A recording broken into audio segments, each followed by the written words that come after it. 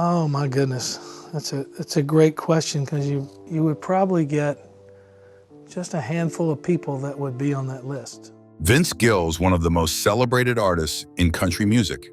He has won 22 Grammy Awards and 18 Country Music Association Awards in his remarkable career. Now, at 67, Vince Gill has finally decided to speak out. This announcement is causing a big reaction. Some fans are happy, some are surprised, and others are asking why he waited so long to share this. Stay with me. By the end, you might feel shocked, relieved, or see Vince Gill in a new way. Let's dive in. The truth behind Eagles membership. Vince and Grant Gill grew up surrounded by music. When he was a kid, he picked up a small 4-string tenor guitar, and it felt like he was destined to play music. It didn't take long for him to move on to a full-size 6-string guitar because some people have that talent. His parents recognized this too. They didn't just give him toy guitars. They understood their son had a special gift. By the time he was 10, they bought him a Gibson ES-335, a good electric guitar for a very talented boy. This was the start of his musical journey. Who could have known that this small-town boy with a love for music would one day perform on stage with one of the most famous rock bands in history? Life is full of surprises, and for Vince Gill, one of the biggest came after Glenn Frey died in 2016. People thought it was just gossip. They believed the truth would never come out. But now, at 67, Vince Gill is finally speaking up and confirming the rumors that have followed him for years. Some fans are happy, while others are sad, and the music industry may change forever. What did he say? And why did he stay quiet for so long? Keep watching because this story is more important than anyone expected. If you were following the Eagles back then, you'll remember how uncertain things felt. Glenn Frey wasn't just any band member. He was a co-founder, the voice behind many of their biggest hits, and a key part of the band. Don Henley said, "I don't see how we could go out and play without the guy who started the band." And who could argue with that? Losing a band member is tough, but losing the group's heart is a more profound sadness. It seemed like the Eagles might be finished for good. Fate had other plans, and unexpected conversations were happening behind the scenes. Enter Vince Gill. He didn't just wake up one day and decide to join the Eagles. This was bigger and unfolded quietly. The band's manager, Irving Azoff, contacted Vince's manager, Larry Fitzgerald, and that's where things began to move. Here's a fun fact. Vince had a deeper connection to the band than many knew. After the Eagles broke up, he and Glenn Frey had the same manager. It seemed all the pieces were coming together. Even with that connection, Vince didn't expect an official invite, which surprised him. Looking back, he admitted, "It's not something you can dream up and think about and want." But when the opportunity came, he didn't hesitate. When they asked him to join, he responded, "When do we leave?" He showed pure excitement, knowing that if the Eagles ask you to join, you say yes, grab your guitar, and hit the road. Joining a band like the Eagles isn't just about showing up and playing. These are some of the most famous songs in rock history, and Vince was aware of that. He wanted to honor the band's legacy. He chose songs that made sense for him to perform, and he didn't pick the easy ones.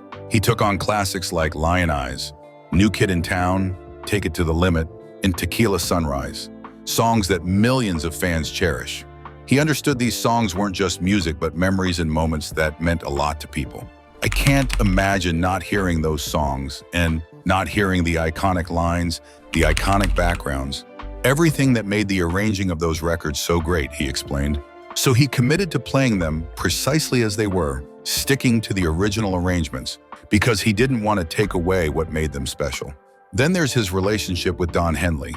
It wasn't just about finding someone who could sing and play guitar. The chemistry had to be right. Luckily, Vince and Henley had worked together before the Eagles were formed. They had collaborated on Henley's Cass County album, Building Trust. When people questioned why the Eagles would bring in a country guy, Henley answered, "Because he knows how to be in a band." This meant a lot to Vince. He didn't join the Eagles to steal the spotlight. He wanted to contribute and respect what had been built. He put it best when he said, "I don't have to have the attention. I don't have to have the spotlight." That attitude made him a perfect fit. His first performance with the band was at Dodger Stadium in 2017, filled with emotion. He wasn't alone. Glenn's son, Deacon Frey, was with him, stepping into his father's shoes in a way that felt both sacred and beautiful. You could feel the weight of it. This wasn't just another concert. It symbolized the band moving forward while honoring its past. Vince understood this. He knew this wasn't about him, but about keeping these songs alive for as long as possible. Vince is touring with the Eagles on their farewell tour, which will conclude in 2025. One moment, you're a kid with a guitar, and the next you're playing Take It to the Limit with the Eagles in front of thousands. That's the kind of story only music can write. Vince Gill has let his music do the talking, but now at 67, he's addressing the rumors that have followed him. He's confirming what many suspected, but no one was ready for the truth. The country music world is buzzing. Fans are stunned, and the industry may see him differently now. Stay tuned, because this revelation changes everything. Marriage journey with Amy Grant. Vince Gill and Amy Grant's love story feels like a fairy tale. It began in 1990 when they met while filming Christmas with Vince Gill in Tulsa, Oklahoma. This was not just any Christmas special, but a key moment in their lives. May, already a big star, performed as a guest on the show. Imagine the scene, two talented musicians in one place, and they instantly connected. Vince remembers that moment clearly. Amy walked into the rehearsal space and Vince noticed her furrowed brow, thinking she looked stressed or worried. He approached her and said, "Hey, unknit that brow. It's going to be okay." Smooth, right? But really, there was something special about that moment. Vince was already captivated by her energy and noticed her smile made her stand out even more. Music brought them closer together. They performed at 3 holiday events that year, and Amy asked Vince to record their first duet, House of Love. This duet marked the start of something bigger for them. Even with this spark, Vince and Amy remained committed to their marriages. Vince was married to country artist Janice Oliver, and Amy was married to Christian artist Gary Chapman. They were not rushing into anything. They respected their commitments, despite the strong chemistry everyone could see. Amy later admitted, "The energy was palpable to all of us." The connection between them was undeniable. They tried to keep things respectful and manage the situation with integrity, even though not everyone around them saw it that way. For Vince and Amy, the years between 1993 and 1999 were difficult.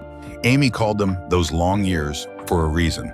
The attraction and connection made things complicated. It must have been hard not to act on something so real, but still know the right thing was to respect their boundaries. Sadly, many people assumed the worst, and both of them faced a lot of judgment. Vince reflected on that, saying, "What was painful was most people assumed the worst of us, and it was not fair, and it was incorrect." Isn't it frustrating when people jump to conclusions without understanding the full story? Despite this, they kept their integrity, even as their bond grew stronger. Life moved forward slowly but steadily. In 1999, Vince's divorce surprised Amy. She didn't expect it to happen so soon, making everything feel more real. Fast forward to 1990, when Amy's marriage was ending. She had always described her marriage to Gary as rocky from the get-go, and after 17 years, it finally ended. This was a tough time for her, but it also meant she and Vince could finally be together without any barriers. After her divorce, Amy quickly confirmed her relationship with Vince.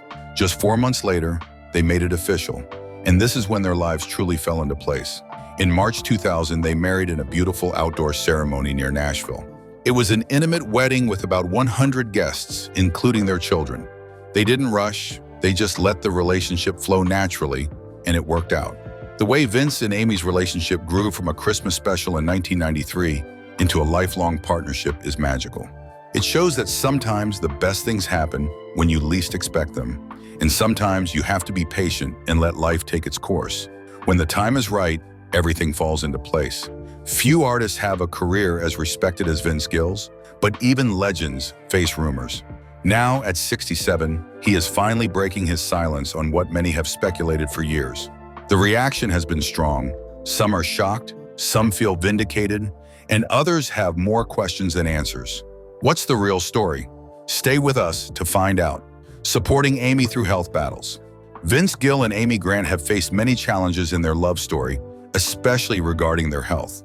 In 2020, during a routine checkup, Vince's doctor suggested that Amy get tested too. This led to the shocking discovery that she had a rare heart condition called PAPVR, which she had unknowingly lived with all her life. The news was hard to accept, and Amy had open heart surgery in June 2020 during the pandemic, which made it difficult for Vince to be with her. Luckily, since his concert schedule was clear, he supported her during her recovery. Just as they were finding a stability, tragedy struck again in July 2022 when Amy fell off her bike and suffered a severe brain injury. Even though she was wearing a helmet, the injury was severe. Vince immediately canceled his concerts to be by her side, and her recovery was long. It affected her memory and required more surgeries. Through all of this, Vince stayed by her side, reminding her to take things one day at a time. At 67, Vince faces years of speculation and rumors about his life. Fans are curious about what he has been keeping private and why he is sharing it now. This revelation could change everything. Musical evolution at 67. Vince Gill has had a fantastic career in country music. He continues to grow as an artist after winning 22 Grammys and gaining great respect in the industry. He believes he is writing his best songs now, songs with deep meaning, not just those that topped the charts. His approach to songwriting has changed. He now focuses on observing and capturing life's moments without judging people's feelings. This is different from many songs that follow a formula. Vince understands that real creativity takes time and experience. When he collaborates with other artists, he looks for those who bring new ideas, not just famous names. His humility makes him a valuable collaborator. Musically, Vince stays rooted in traditional country but embraces new sounds and influences. At 67, he feels more connected to his roots than ever, primarily through the Grand Ole Opry.